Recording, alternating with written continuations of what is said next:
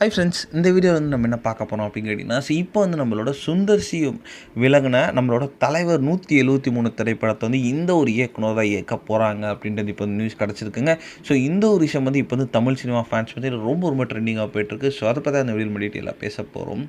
இப்போ வந்து நடிகர் ரஜினி வந்து அடுத்த திரைப்படமான தலைவர் 173 திரைப்படத்தில் கமலஹாசன் தயாரிப்பில் இந்த திரைப்படம் உருவாக இருக்குது. ஸோ அந்த திரைப்படத்தை வந்து சுந்தர் சி அவர்கள் தான் இயக்க போகிறாங்க அப்படின்ட்டு ஸோ ஒரு 1.5 வாரம் முன்னாடி தான் வந்து அறிவித்தாங்க. ஆனால் வந்து அதன் பின் வந்து சில தினங்களுக்கு முன்பு வந்து சுந்தர் சி வந்து இந்த திரைப்படத்தை தான் அஃபிஷியலாக விலகிறேன் அப்படின்னு வந்து சொல்லிட்டாரு.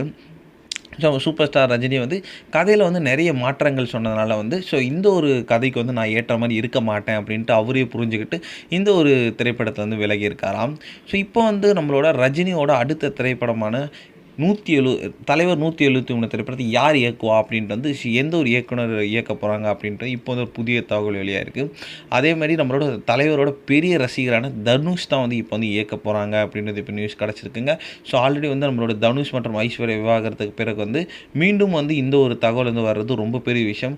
ஸோ சப்போஸ் வந்து இந்த ஒரு விஷயம் நடந்தால் ரொம்ப பெரிய ஒரு பிளாஸ்டாக இருக்கும் அப்படின்ட்டு சொல்லலாம். ஸோ என்ன நடக்குது அப்படின்னு வெயிட் பண்ணி தான் பார்க்கணும்.